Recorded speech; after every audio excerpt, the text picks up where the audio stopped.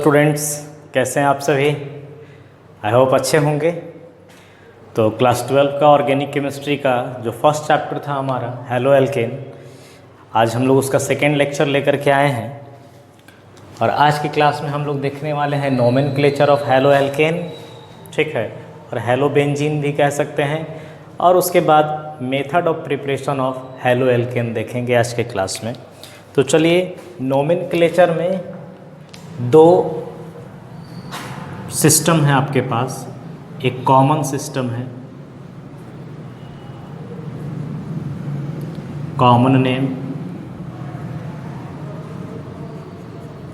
और एक है IUPAC, जिसको आप यूपैक भी कहते हैं। तो IUPAC नेम,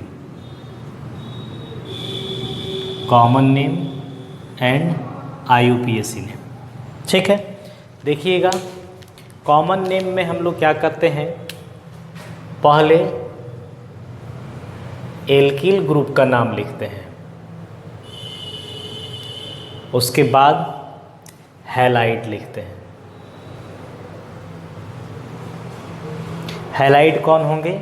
अगर फ्लोरीन होगा तो फ्लोराइड, क्लोरीन होगा तो क्लोराइड, ब्रोमीन होगा तो ब्रोमाइड, और आयोडीन होगा तो आयोडाइड, ठीक है।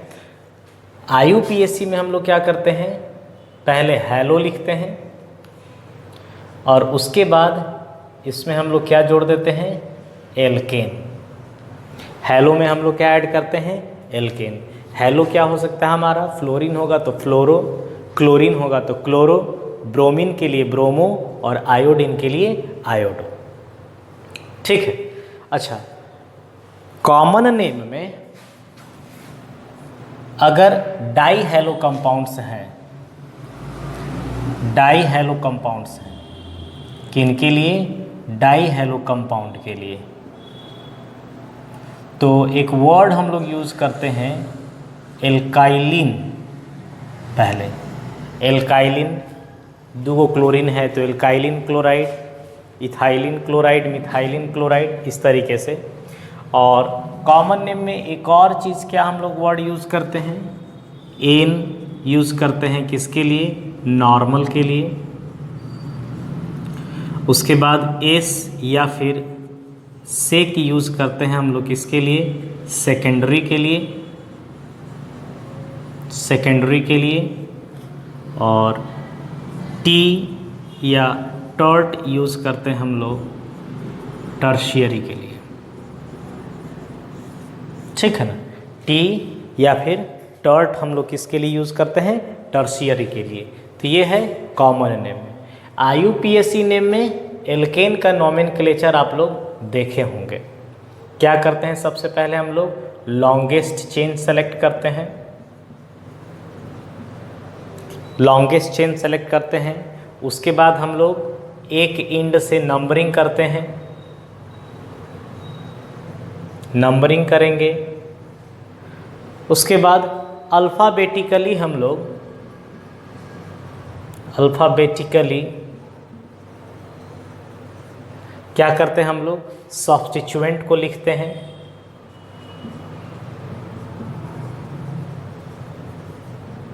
और देन लास्ट में हम लोग क्या करते हैं, पेरेंट एल्केन। पेरेंट एल्केन का नाम हम लोग किस में लिखते हैं? लास्ट में लिखते हैं, ठीक है ना। तो चलिए, कुछ एग्जाम्पल से हम लोग देखते हैं कि कुछ कंपाउंड जो है हमारे पास, उसका कॉमन नेम क्या होगा और IUPAC नेम क्या होगा। कॉमन नेम और IUPAC नेम हम लोग कुछ कंपाउंड का देखेंगे। जैसे एक कंपाउंड है CH3Cl,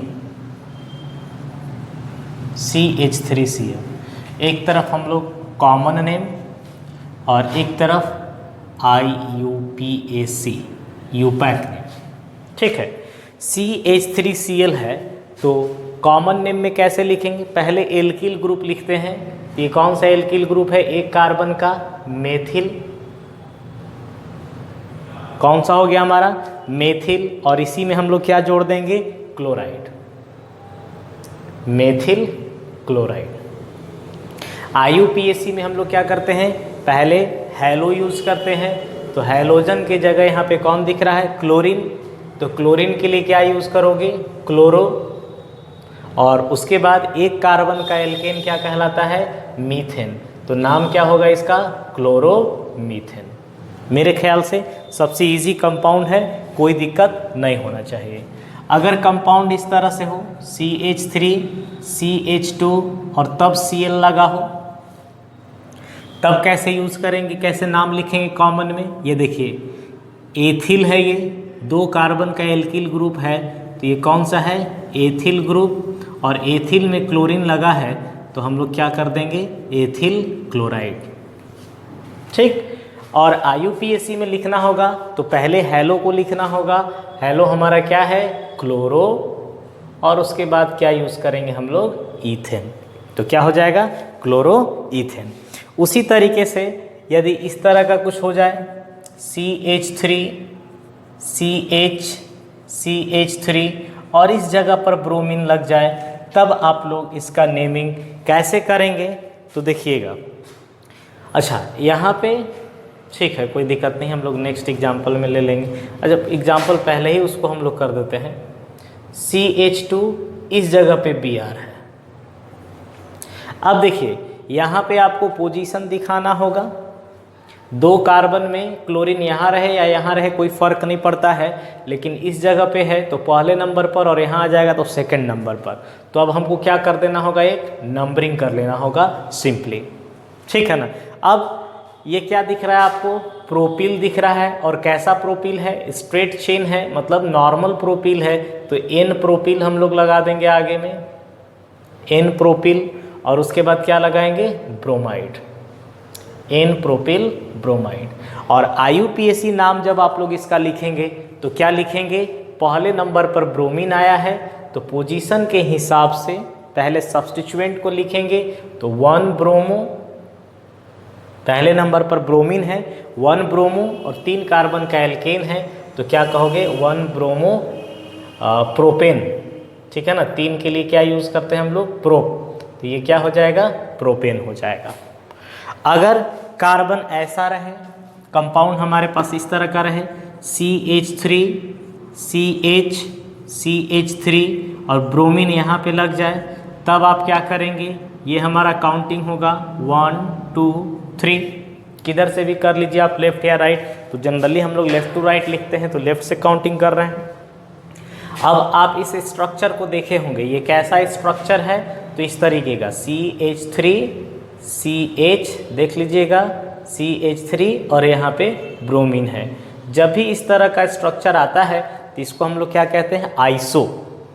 ठीक है, क्या कहते हैं? आइसो। तो पहले लग जाएगा आइसो।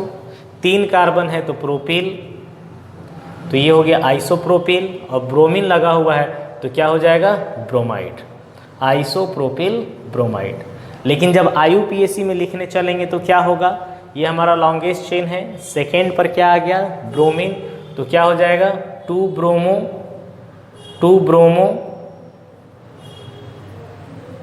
Propane, 2 bromo propane.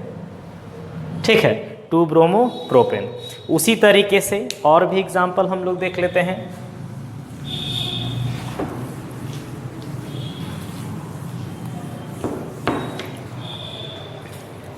अगर कंपाउंड इस तरीके से हो गया तब क्या करेंगे?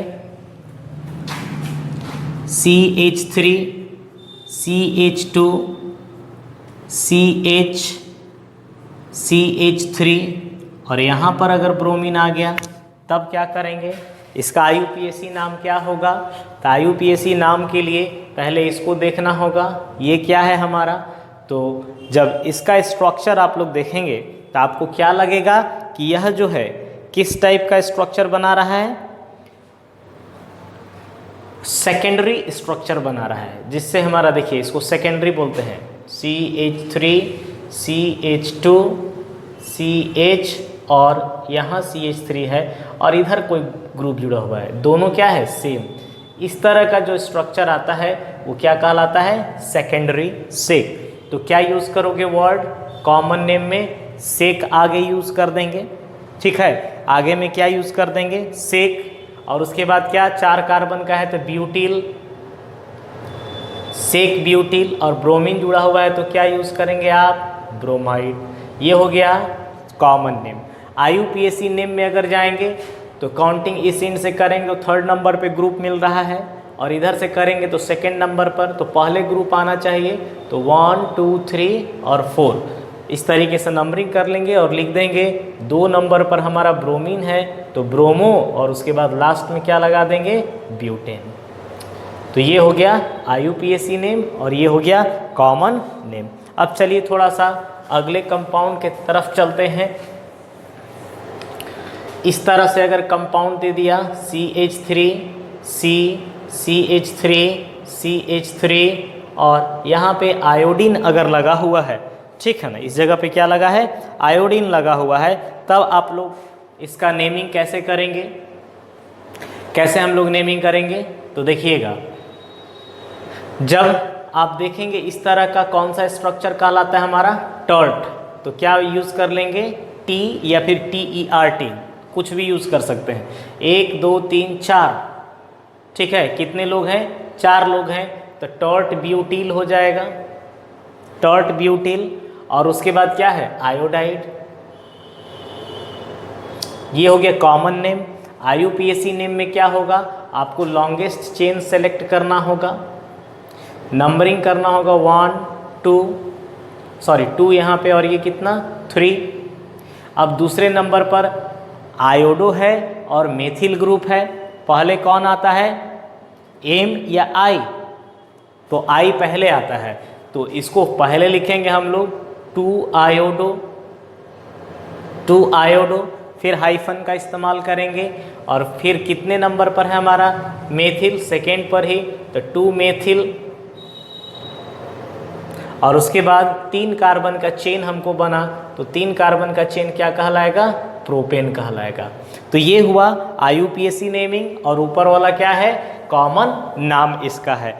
यदि हमारा कंपाउंड इस तरह का हो जाए तो CH3 CH3 CH3 CH2 और यहाँ पे Br लग जाए, यहाँ पे Br लग जाए, तब क्या कहेंगे, ऐसा स्ट्रक्चर क्या है, क्लास 10th में भी आया था ये केमिस्ट्री में हम लोग के लिए, नियोपेंटेन कहलाता था। ये क्या कहलाता था, नियोपेंटेन। तो इसके लिए क्या वर्ड यूज़ करोगे कॉमन में, नियोपेंटिल, नियोपेंटिल, और लास्ट में ब्रोमीन है तो क्या यूज़ कर लेंगे, ब्रोमाइड, ब्रोमाइड, नियोपेंटिल ब्रोमाइड, ठीक है ना। उसके बाद अगर IUPAC नाम में आप जाएंगे तो ये रहा हमारा 3 कार्बन का चेन, 3 कार्बन का चेन। अच्छा, किन्हीं को लगता होगा सर हम ये वाला चेन लेंगे, जब आप ये चेन लेंगे तो आपको एक ग्रुप इधर और एक ग्रुप इधर, 2 ही ग्रुप दिखाई देंगे, तो हमें वो चेन सेलेक्ट करना होता है जिसमें नंबर ऑफ ग्रुप्स क्या हों, अधिक से अधिक हों। तो नंबर ऑफ ग्रुप्स किस में अधिक हैं, इस चेन में 1 2 और एक 3 ग्रुप है। तब अब नेमिंग के लिए अब यहाँ से शुरू करेंगे तो दूसरे नंबर पर आपको ग्रुप मिल रहा है, और यहाँ से शुरू करेंगे तो स्टार्टिंग से ही ग्रुप मिल जा रहा है। तो इस तरह से हम इसका क्या कर लेंगे, नंबरिंग कर लेंगे। अब ब्रोमीन B पहले आता है तो 1 पर ब्रोमीन है तो इसको क्या कह देंगे, 1 ब्रोमो। अच्छा, 2 पर कितने मेथिल ग्रुप है, 2 मेथिल ग्रुप है, तो 2,2 डाई मेथिल लिख देंगे, 2,2 डाई मेथिल। और उसके बाद 3 कार्बन का चेन है तो क्या यूज़ करेंगे हम लोग, प्रोपेन। डाई मेथिल के बाद क्या यूज़ कर लेंगे, प्रोपेन। तो इस तरीके से इसका नाम हम लोग लिख सकते हैं। मान लीजिए कि आपको ये कंपाउंड दे दिया जाए CH2 डबल बॉन्ड CHCl, ठीक। अब कॉमन नेम में इसको क्या आप यूज़ करोगे, अभी अभी हम लोग लास्ट क्लास में देखे थे वाइनिलिक क्लासिफिकेशन में, जो वाइनिलिक हैलाइड होता था हमारा हैलोजन उस कार्बन से जुड़ा हुआ रहता था जो डायरेक्टली कौन सा बॉन्ड शेयर करता था, डबल बॉन्ड शेयर करता था। तो इसका नाम क्या होगा, वाइनिल क्लोराइड, ठीक है ना। क्या नाम होगा इसका, इस तरह से लिख दीजिए, सॉरी, हाँ वाइनिल है ना, तो VINYL वाइनिल क्लोराइड। और IUPAC में अगर आप इसका नाम लिखेंगे तो क्या लिखेंगे, ये देखिए ये आपका है हाइड्रोकार्बन, तो पहले तो क्लोरो लिखेंगे, क्लोरो, और उसके बाद ये क्या है, इथेन है कि इथीन है, तो इथीन है, तो हम लोग क्या लिख देंगे इसको, क्लोरो इथेन। तो ये हो जाएगा IUPAC नेमिंग। ठीक है, चलिए अब लोग थोड़ा सा हम लोग अगले कंपाउंड पर, अगला कंपाउंड का भी नाम हम लोग देख लेते हैं। तो इस तरीके से अगर कंपाउंड आपको दिया हुआ है CH2 double bond CH CH3 CH2 और यहाँ पे Cl लग गया, अब इसका नाम लिखना है तो क्या करेंगे। अब देखिए ये कौन सा है, एलील है, ये क्या है, एलील है, तो नाम क्या देंगे, एलील, और उसके बाद क्या यूज़ कर देंगे, क्लोराइड। एलील के बाद क्या लगा देंगे, क्लोराइड। ये हुआ हमारा कॉमन नेम। IUPAC नेम के पास अगर जाइएगा तो काउंटिंग हम लोग को करना होगा। ठीक है, और जब काउंटिंग करेंगे तो किसको प्रायोरिटी देना होगा, इस बार हमको डबल बॉन्ड को प्रायोरिटी देना होगा। ये 1 2 3, 3 पर क्लोरो है तो 3 क्लोरो, और उसके बाद ये क्या है, प्रोपीन, और प्रोपीन में डबल बॉन्ड कहाँ है, पहले नंबर पर डबल बॉन्ड है, तो सिंपली आप क्या लिख सकते हो, 1 प्रोपीन लिख सकते हो।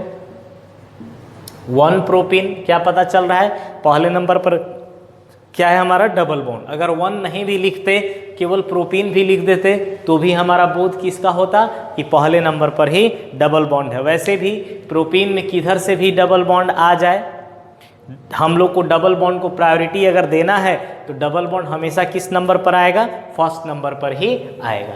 चलिए अब हम लोग थोड़ा सा नेक्स्ट कंपाउंड की तरफ बढ़ते हैं। इसका नाम क्या होगा, ये एक बेंजीन है और यहाँ पे CH2 है और इससे क्लोरीन जुड़ा हुआ है। ठीक है, इसका नाम क्या होगा, तो ये देखिए हमेशा ज़िंदगी भर याद रखिएगा, कॉमन नेम में ये किस नाम से हमें हमेशा मिलता है, बेंजील। किस नाम से मिलता है, बेंजील, और उसके बाद क्या वर्ड यूज़ करोगे, क्लोराइड, बेंजील क्लोराइड। अगर आप IUPAC में जाएंगे तब क्या यूज़ करेंगे इसका, तो IUPAC में जब जाएंगे तो देखिएगा, हम फिर से इसको बनाते हैं,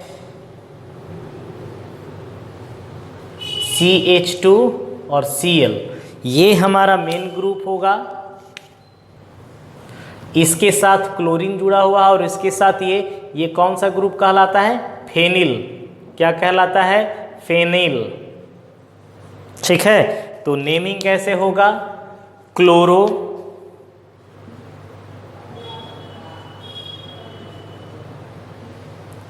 फेनिल, और उसके बाद ये क्या है, मीथेन। एक कार्बन का क्या होता है, मीथेन, तो इसका नाम क्या होगा, क्लोरो, फेनिल, और उसके बाद मीथेन शब्द का हम लोग इस्तेमाल कर लेंगे। यदि कंपाउंड इस तरीके से दे दिया जाता तो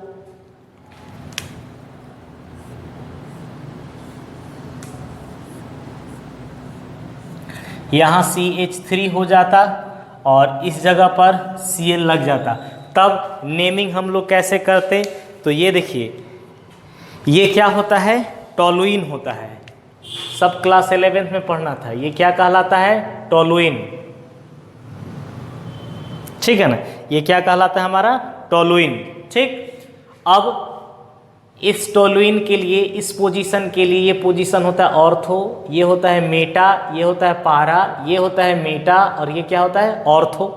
तो नेमिंग कैसे करते, ऑर्थो पोजीशन पर क्लोरीन है तो O क्लोरो लिखते, हम लोग क्या लिखते, O क्लोरो, और उसके बाद टोलुइन लिखते, O chloro toluene, O chloro toluene. और उसके बाद IUPAC में हम लोग को लिखना होता तो कहाँ से नंबरिंग करते, यहाँ से 1 2 से नंबरिंग करते, 2 पर क्लोरो और 1 पर कौन सा ग्रुप आ जाता, मेथिल ग्रुप आ जाता, 1 पर कौन सा ग्रुप आ जाता, या डायरेक्ट आप टोलुइन यूज़ कर लो। मेथिल का क्या, ये पूरा का पूरा हम टोलुइन है, हमेशा टोलुइन ही वर्ड का इस्तेमाल करेंगे, तो एक और नाम क्या हो सकता है इसका, 2 क्लोरो टोलुइन, 2 क्लोरो टोलुइन। तो ये दोनों इसके नाम हैं। उसी तरीके से अगर कंपाउंड आपको दे दिया जाए, मान लीजिए कि हम डाई हेलो वाला भी एक एग्जाम्पल ले लेते हैं, तो डाई हेलो का एग्जाम्पल में देखिए क्वेश्चन, अगर आपके पास CH2Cl2 रहे तब आप इस कंपाउंड का नेमिंग कैसे करेंगे, तो हम बोले थे एल्काइलिन शब्द का इस्तेमाल करेंगे, तो ये क्या हो जाएगा, मिथाइलिन। और डायरेक्ट आप लोग क्लोराइड यूज़ कर लीजिए, मिथाइलिन क्लोराइड। इसका मतलब क्या है, मीथेन में 2 हाइड्रोजन का सब्स्टिट्यूशन किसके द्वारा हो गया है, क्लोरीन के द्वारा सब्स्टिट्यूशन हुआ है। IUPAC में अगर इसी का नाम लिखते तो मीथेन में 2 क्लोरीन है तो आप लोग क्या कहते हैं, डाइक्लोरो और फिर क्या लगा देते, मीथेन। तो ये क्या हो जाता, IUPAC नेम हो जाता। अगर ये वाला हो जाता कंपाउंड तो CHCl3, तो इसका जनरल नाम याद रखिएगा क्लोरोफॉर्म। क्या नाम है इसका, क्लोरोफॉर्म। अगर यहाँ आयोडीन होता तो आयोडोफॉर्म हो जाता, ठीक। और IUPAC नाम में क्या कहेंगे, 3 क्लोरो है तो क्या कहेंगे, ट्राई क्लोरो, और फिर क्या वर्ड यूज़ कर देंगे, 1 कार्बन है इसलिए क्या यूज़ करेंगे, मीथेन। तो इस तरीके से आपके पास कुछ कंपाउंड है। एक और कंपाउंड का आप नाम याद रख लीजिएगा, CFCl3। यह जो होता है इसको हम लोग फ्रेयॉन कहते हैं। इसका नाम क्या है, कॉमन नेम फ्रेयॉन, ठीक है ना। इसका कॉमन नेम क्या होगा, फ्रेयॉन। अगर आप इसका IUPAC नाम लिखोगे तो बड़ा सिंपल है, IUPAC नाम फ्लोरो है तो फ्लोरो शब्द का इस्तेमाल करेंगे, और उसके बाद 3 गो क्लोरीन है तो क्या लिखेंगे, ट्राइक्लोरो, और 1 कार्बन है तो उसके लिए क्या यूज़ करेंगे, मीथेन। क्या यूज़ करेंगे, मीथेन। तो इस तरीके से आप नेमिंग कर सकते हैं, ठीक है ना। तो मेरे ख्याल से इतना क्वेश्चन अगर आप दिमाग में रखते हैं तो नोमेनक्लेचर में दिक्कत नहीं होगा। झारखंड एकेडमिक काउंसिल से जो बच्चे पढ़ाई कर रहे हैं उनके लिए ऑर्गेनिक केमिस्ट्री में एक क्वेश्चन नोमेनक्लेचर से आएगा ही आएगा, चाहे वो हेलो एल्केन का हो, चाहे वो एल्डिहाइड का हो, चाहे कीटोन का हो, कार्बोक्सिलिक का हो या अमाइन का हो, ठीक है ना। कोई भी चैप्टर का हो, एक क्वेश्चन नोमेनक्लेचर से हम लोग का आएगा, ठीक। चलिए अब हम लोग थोड़ा सा देखते हैं method of preparation of halo alkane. Method of preparation of halo alkane, method of preparation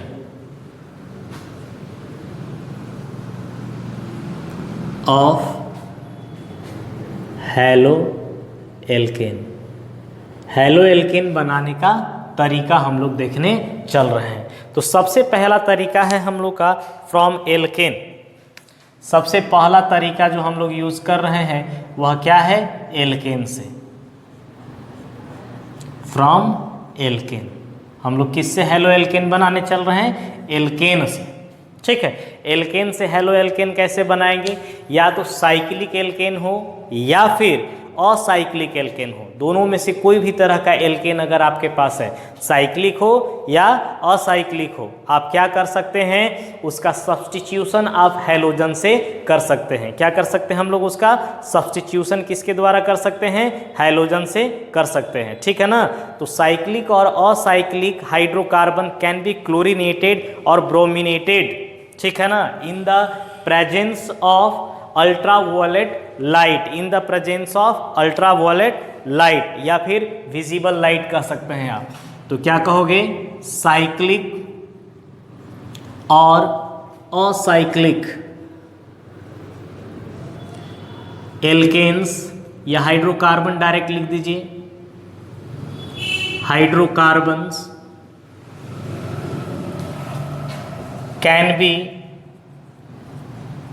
chlorinated और ब्रोमिनेटेड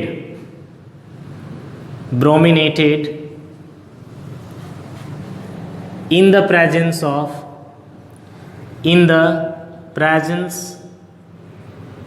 of visible और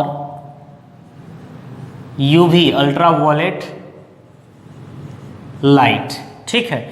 अल्ट्रावायलेट लाइट के प्रेजेंस में आप इनका क्या कर सकते हैं, क्लोरीनेशन और क्या कर सकते हैं, ब्रोमिनेशन कर सकते हैं, ठीक। देखिएगा एक एग्जाम्पल अगर आप लोग देखें, जैसे अगर आप मीथेन का क्लोरीनेशन करते हैं तो आपको क्या मिलेगा, मिक्सचर मिलेगा। यदि आप मीथेन और इसका क्या कराते हैं, क्लोरीनेशन, मीथेन का क्लोरीनेशन अगर कराते हैं तो आपको मिक्सचर मिलेगा। क्या मिलेगा, मिक्सचर मिलेगा। तो सवाल उठता है कि सर इस मिक्सचर में कौन कौन होंगे, तो एक होगा क्लोरोमीथेन,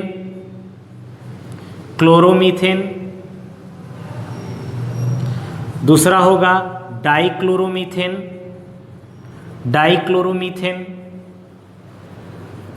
तीसरा होगा ट्राइक्लोरोमीथेन,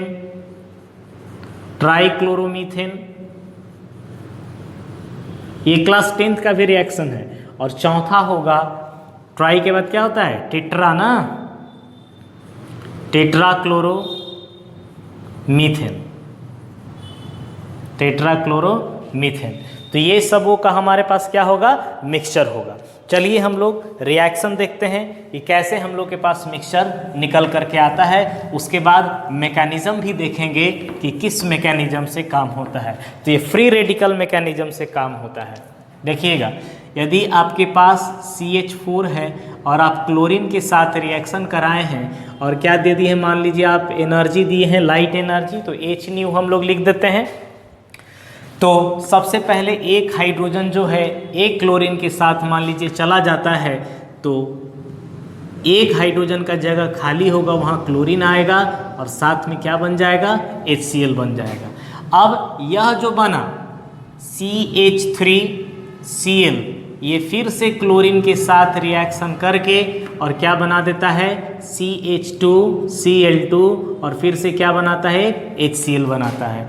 ये CH2Cl2 जो मिथाइलिन क्लोराइड है, इसको फिर से क्लोरीन के साथ यदि ट्रीटमेंट कराया जाता है सनलाइट में, तो ये क्या करता है, CH और Cl3 बना लेता है, क्लोरोफॉर्म बना लेता है और फिर से हाइड्रोजन क्लोराइड बना लेता है। और लास्टली CHCl3 का रिएक्शन जब Cl2 से सनलाइट के प्रेजेंस में होता है तो ये CCl4 कार्बन टेट्राक्लोराइड या टेट्राक्लोरोमीथेन, ठीक है ना, कार्बन टेट्राक्लोराइड या फिर टेट्राक्लोरोमीथेन भी कह सकते हो, कार्बन टेट्राक्लोराइड, और साथ में क्या बनेगा, HCl का फॉर्मेशन होता है। तो ये रिएक्शन किसके साथ है, एल्केन के साथ, साइक्लिक हो या असाइक्लिक हाइड्रोकार्बन हो, आप उसको क्लोरीनेशन और ब्रोमिनेशन से गुजार सकते हैं। चलिए अब मैकेनिज्म पर बात करते हैं कि ये रिएक्शन होता कैसे है।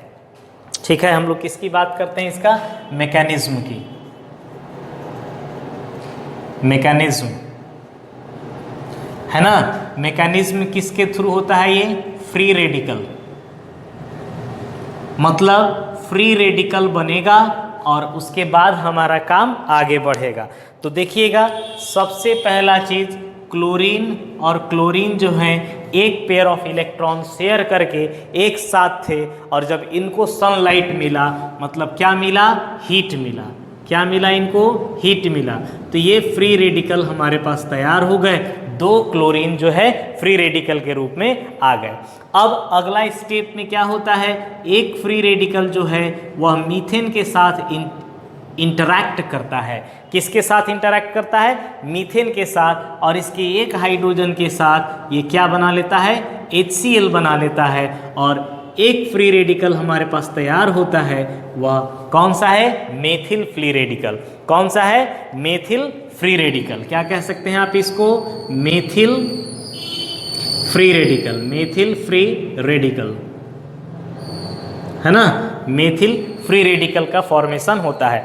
अब ये मेथिल फ्री रेडिकल जो है फिर से किसके साथ, यही क्लोरीन के साथ ट्रीटमेंट करता है। तो CH3 फ्री रेडिकल जब क्लोरीन के साथ रिएक्ट करेगा, तो ये देखिए ये टूटते हैं ना फ्री रेडिकल में, तो क्या बनेगा, एक तो CHCl बन जाएगा और एक फ्री रेडिकल हमारे पास रह जाएगा। यही फ्री रेडिकल जो है फिर से किसके साथ चला जाता है, CH3Cl के साथ काम कर लेता है। तो देखिएगा ये फ्री रेडिकल जो है किसके साथ चला जाएगा हमारा, हाँ, तो CHCl के साथ यही फ्री रेडिकल जब काम करता है तो फिर से यहाँ से एक हाइड्रोजन निकाल देता है और HCl का फॉर्मेशन करता है और एक फ्री रेडिकल पुनः बनाता है CH2Cl। कौन सा फ्री रेडिकल बनाता है? CH2Cl, जिसको आप लोग क्या कहते हैं? क्लोरोमेथिल फ्री रेडिकल। क्या नाम हुआ इसका? क्लोरोमेथिल फ्री रेडिकल। हम सारा स्टेप नहीं करने वाले हैं, यहाँ के बाद आप समझ सकते हैं। क्लोरोमेथिल फ्री रेडिकल, क्लोरोमेथिल फ्री रेडिकल का फॉर्मेशन होता है। अब देखिए, यह क्लोरोमेथिल फ्री रेडिकल फिर से किससे इंटरैक्ट करेगा? CH2Cl फ्री रेडिकल जो है फिर से क्लोरीन के साथ इंटरैक्ट करेगा और क्या बनेगा यहाँ से? ये देखिए, एक क्लोरीन इसके साथ जुड़ जाएगा तो क्या बनेगा? CH2Cl2, मिथाइलिन क्लोराइड या डाइक्लोरोमीथेन, और फिर से एक फ्री रेडिकल बनेगा। फिर से यह इसी के साथ इंटरैक्ट करेगा ऐसे लोगों के साथ और फिर से उसका हाइड्रोजन निकाल देगा तो क्या बनेगा? CHCl2। क्या बनेगा? CHCl2, डाइक्लोरोमेथिल free radical. और डाइक्लोरोमेथिल फ्री रेडिकल फिर से क्लोरीन के साथ जब रिएक्ट करेगा तो क्या बनेगा? ट्राइक्लोरोमीथेन फॉर्मेशन होगा और एक फ्री रेडिकल क्लोरीन का बनेगा। ठीक, और यह प्रोसेस आगे बढ़ता चला जाएगा और हमें किसका मिक्सचर मिलेगा? क्लोरोमीथेन का, डाइक्लोरोमीथेन का, ट्राइक्लोरोमीथेन का और कार्बन टेट्रा क्लोराइड का, कार्बन टेट्रा क्लोराइड का। इन सब का हमको क्या मिलेगा? मिक्सचर मिलेगा। तो ये था हमारा मैकेनिज्म। चलिए, अब हम लोग जो है जब एल्केन से क्या बनाने चल रहे थे? हेलो एल्केन, तो हमने सिर्फ किसकी बात की है? क्लोरीनेशन और ब्रोमिनेशन। अब थोड़ा सा हम लोग क्या करते हैं, ये एक काइंड ऑफ क्या है? सब्स्टिट्यूशन रिएक्शन है। Chlorination and bromination is a kind of substitution reaction. Chlorination and bromination is a kind of substitution reaction। कौन सा रिएक्शन है ये? सब्स्टिट्यूशन रिएक्शन है। क्यों? क्योंकि हाइड्रोजन हट रहा है और उसके जगह कौन जा करके बैठ रहा है? क्लोरीन। मतलब क्लोरीन जो है वह डिस्प्लेस कर रहा है किसको? हाइड्रोजन को। That means chlorine is the substitute of hydrogen. That is why the name is substitution reaction। ठीक है ना। अब एज ऑफ सब्स्टिट्यूशन किसके साथ ज़्यादा होगा? मतलब रिएक्शन का स्पीड किस में ज़्यादा होगा? तो बताइए, फ्री रेडिकल बन रहा है और कौन सा फ्री रेडिकल ज़्यादा स्टेबल होता है? टर्शियरी फ्री रेडिकल ज़्यादा स्टेबल होता है। तो टर्शियरी में ज़्यादा होगा, उससे कम सेकेंडरी में, उससे कम क्या होगा? प्राइमरी में होगा। ठीक है ना। तो याद रखिएगा, एज ऑफ रिएक्शन, कौन सा reaction? Substitution. As of substitution reaction जो है वह किस में ज़्यादा होगा? तो टर्शियरी में सबसे ज़्यादा, इससे कम सेकेंडरी में और सबसे कम किस में? प्राइमरी में। प्राइमरी में। जैसे यदि हम एक एग्जाम्पल आपको दें कि एक है CH4 है और आप इसका क्लोरीन के साथ रिएक्शन करा रहे हो। एक है CH3 है, आप क्लोरीन के साथ रिएक्शन करा रहे हैं। एक है CH3 और CH2, यहाँ पे क्लोरीन का रिएक्शन करा रहे हैं। और लास्ट वन जो है, इधर लिख देते हैं हम, CH3 और यहाँ H है, इसका क्लोरीन के साथ आप रिएक्शन करा रहे हैं। सबको क्या दे दिए हैं? लाइट दे दिए हैं। सबको हम लोग लाइट दे दिए हैं। तब सबसे ज़्यादा फास्ट रेट से कौन सा रिएक्शन बनेगा? तो देखिएगा, यहाँ से फ्री रेडिकल क्या बनता है? CH3 फ्री रेडिकल बनता है।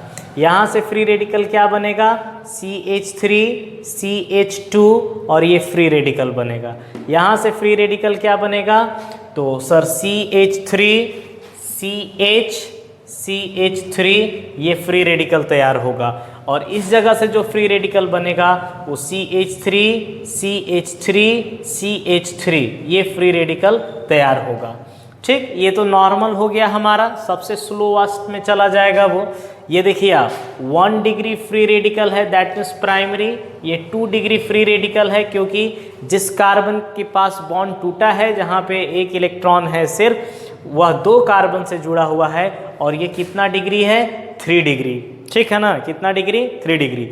ये सबसे ज़्यादा स्टेबल है क्योंकि इस कार्बन के पास जब इलेक्ट्रॉन की कमी है तो ये क्या कर रहे हैं, इसे हेल्प करने के लिए इधर से तैयार हैं। ठीक है, 3 ग्रुप, यहाँ पे 1 ग्रुप और यहाँ पे 2 ग्रुप और इसके पास कोई ग्रुप नहीं है। तो भाई ये बड़ा जल्दी बन जाएगा और ये अगर जल्दी बनेगा तो इसके साथ क्लोरीन का एडिशन भी, सब्स्टिट्यूशन भी क्या होगा? जल्दी होगा। इसलिए टर्शियरी में सबसे ज़्यादा, उससे कम सेकेंडरी में, उससे कम प्राइमरी में और सबसे कम आप लोग कह सकते हो CH4 में। सबसे कम किस में हम लोग कह सकते हैं? CH4 में। तो इस बात को हमेशा दिमाग में रखिएगा।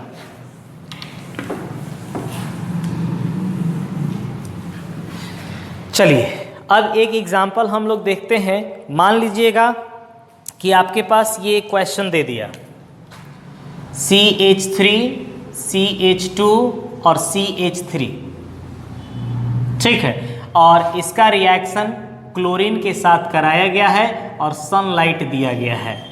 तो पूछ रहा है कि कौन सा प्रोडक्ट बनेगा और जो प्रोडक्ट बनेगा, ठीक है, कौन कौन से प्रोडक्ट बनेंगे? कह रहा है कि A और B बनेगा, A और B बनेगा।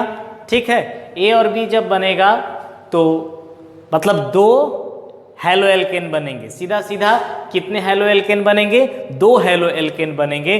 तो पूछेगा कि कौन सा आपका मेजर प्रोडक्ट हुआ और कौन सा माइनर प्रोडक्ट हुआ। तो चलिए देखते हैं। एक क्लोरीन क्या हो सकता है? या तो यहाँ पे ये दोनों प्लेस सेम है, आइडेंटिकल प्लेस है, तो इन दोनों में से कहीं पे एक जगह जुड़ेगा तो हमारे पास पहला प्रोडक्ट क्या आएगा? CH3 CH2 और CH2, यहाँ पे क्या लग जाएगा? Cl। ये कितना डिग्री हुआ? 1 डिग्री हुआ प्राइमरी। और सेकेंड में ये भी तो हो सकता है कि बीच में भी जुड़ सकता है हमारा क्लोरीन, तो क्या होगा? CH3 CH CH3 और इस जगह पर कौन आ जाएगा?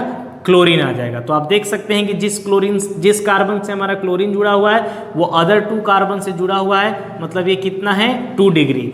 अब बताइए, सेकेंडरी वाला ज़्यादा फास्ट होता है तो ये ज़्यादा प्रोडक्ट बनेंगे और ये क्या बनेगा? कम बनेगा। तो ये हमारा मेजर प्रोडक्ट होगा और ये कौन सा प्रोडक्ट होगा हम लोग का? माइनर प्रोडक्ट होगा। याद रखिएगा इस चीज़ को।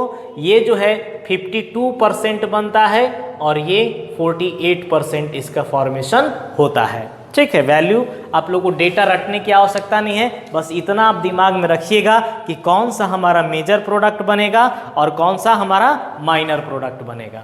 ठीक है, चलिए अब हम लोग इसी में भी बात करेंगे अगला। अगर आप ब्रोमिनेशन करते हैं तो ब्रोमिनेशन जो है वह क्लोरीन के सिमिलर है, but the rate of reaction is slow in bromination. तो क्या कहोगे? अगला पॉइंट आप दिमाग में रखिएगा। Bromination of alkane, bromination of alkane is similar to chlorination, similar to chlorination, but the reaction is slow। Reaction कैसा होगा? स्लो रिएक्शन होगा। तो इस चीज को दिमाग में रखिएगा। ब्रोमिनेशन और क्लोरिनेशन में फास्ट कौन होगा? क्लोरिनेशन। और ब्रोमिनेशन क्या होगा? स्लो होगा। बाकी सारा कुछ क्या होगा? सेम होगा। बाकी सब कुछ क्या होगा? सेम होगा। जैसे एक एग्जांपल ले लेते हैं हम लोग। मान लीजिए आपसे क्वेश्चन एक पूछ देता CH3 CH3 CH3 और यहाँ पे H लगा हुआ है और Br2 दे दिया है और हमें क्या देना होगा? सनलाइट देना होगा, H न्यू देना होगा। तो आपसे पूछेगा कि प्रोडक्ट क्या होगा? प्रोडक्ट क्या होगा? तो देखिएगा, ये कौन से हैं? प्राइमरी पोजीशन है, क्योंकि ये एक कार्बन से जुड़ा है, ये कार्बन से, ये तीनों आइडेंटिकल पोजीशन है। तो एक प्रोडक्ट में तो पहला प्रोडक्ट में क्या हो सकता है, कोई भी एक के जगह पर कौन हमारा जुड़ जाएगा?